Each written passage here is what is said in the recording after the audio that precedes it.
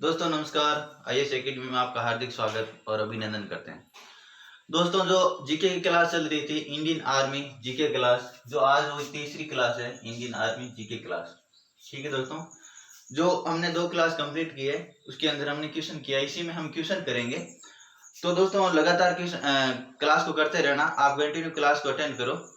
देखो दोस्तों, अगला क्वेश्चन है, बात करते हैं 1 नंबर जो क्वेश्चन है हमने, लोकसभा का सामान्यतः कार्यकाल कितना होता है। तो लोकसभा की बात आ रही है यहाँ पर, लोकसभा का सामान्यतः कार्यकाल कितना होता है। तो यहाँ पर लोकसभा का सामान्य कार्यकाल कितना होता है, 5 वर्ष। और लोकसभा इससे पहले भी भंग किया जा सकता है। ठीक है, लोकसभा को पहले भी भंग किया जा सकता है। देखो लोकसभा की बात आई तो लोकसभा के अंदर हम बात कर सकते हैं, लोकसभा के सदस्य बनने के लिए कितनी आयु होनी चाहिए। तो उसके लिए उसकी 25 वर्ष आयु होनी चाहिए जब आप लोकसभा का चुनाव लड़ सकते हैं। ठीक है, लोकसभा को कौन भंग कर सकता है, लोकसभा को राष्ट्रपति भंग कर सकता है। लोकसभा की बात आती है, लोकसभा क्या है, अस्थायी सदन है। क्या है, अस्थायी सदन है, यानी संसद के 3 अंग है। संसद के लोकसभा, राज्यसभा और राष्ट्रपति से किसका निर्माण होता है, संसद का निर्माण होता है।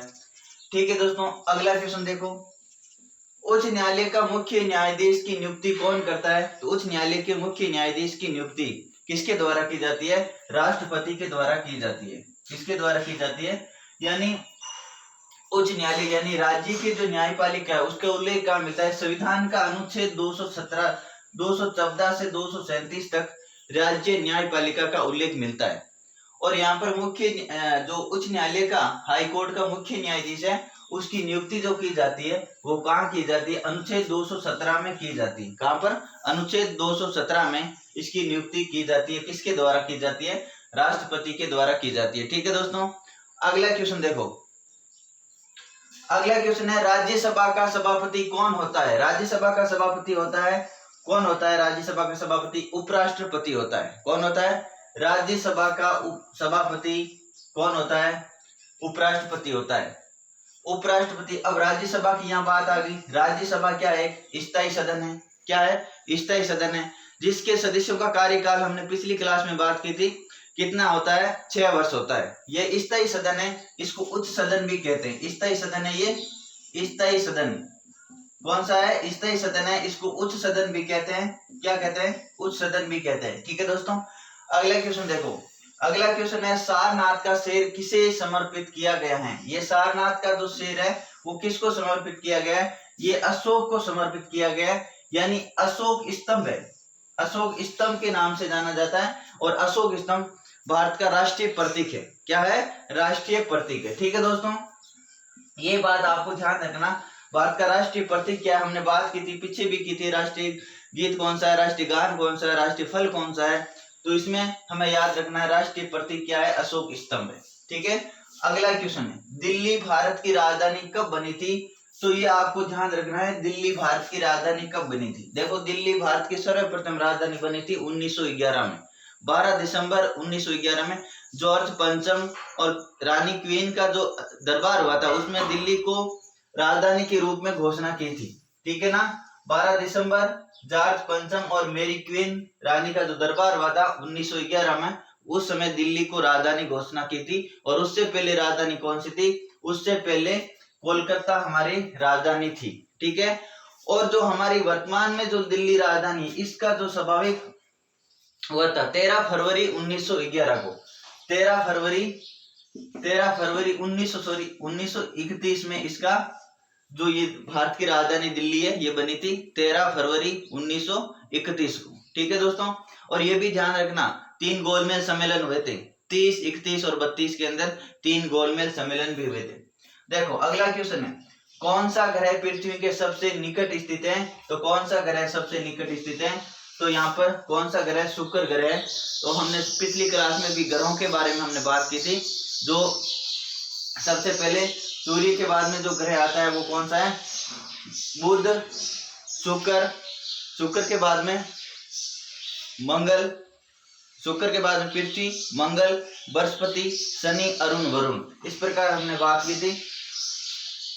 अगला क्वेश्चन, यहाँ पर क्वेश्चन था कौन सा ग्रह पृथ्वी के सबसे निकट है, कौन सा है, शुक्र ग्रह। ठीक है दोस्तों, अगला क्वेश्चन देखो, रिजर्व बैंक ऑफ इंडिया को सरकार के अधीन कब किया था। अब रिजर्व बैंक ऑफ इंडिया की बात आती है तो रिजर्व बैंक ऑफ इंडिया की स्थापना कब हुई थी, ये आपको पता होना चाहिए। तो रिजर्व बैंक की स्थापना हुई थी 1935 में।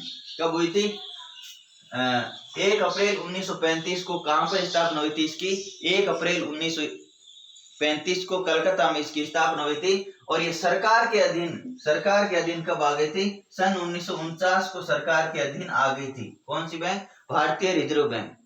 ठीक है दोस्तों, अगला क्वेश्चन देखो, अगला क्वेश्चन है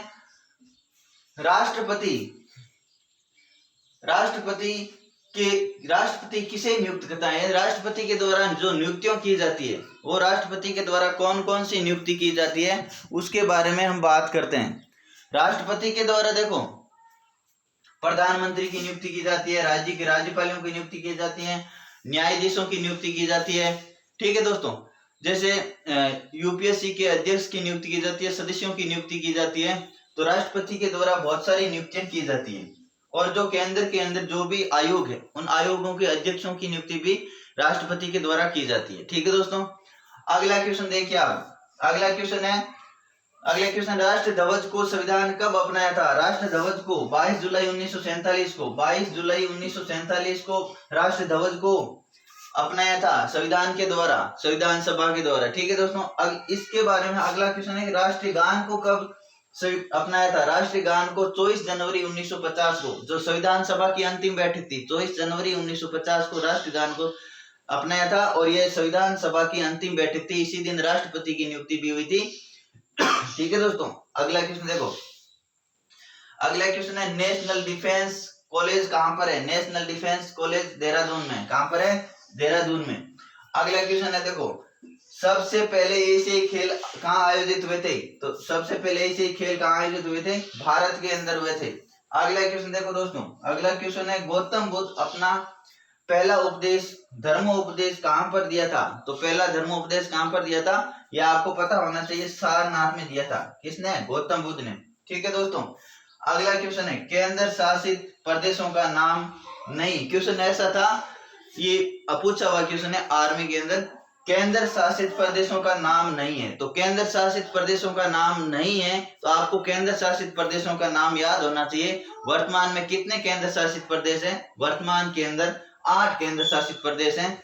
कौन कौन से, दिल्ली, पांडुचेरी, चंडीगढ़, जम्मू कश्मीर, लद्दाख, दमन द्वीप और दादर नागर हवेली, अंडमान निकोबार द्वीप और लक्षद्वीप। और राज्य कितने टोटल, देखो 28 राज्य है और 8 केंद्र शासित प्रदेश हैं। आपको 8 केंद्र शासित प्रदेशों के नाम याद होने चाहिए और उनकी राजधानी याद होनी चाहिए। ठीक है दोस्तों, इस प्रकार ये क्वेश्चन आपको हमने 15-20 क्वेश्चन करने की कोशिश की है। आप क्लास को कंटिन्यू अटेंड करते रहना, लगातार चलती रहेगी क्लास और आपको अच्छा फायदा मिलेगा। जय हिंद दोस्तों, नमस्कार।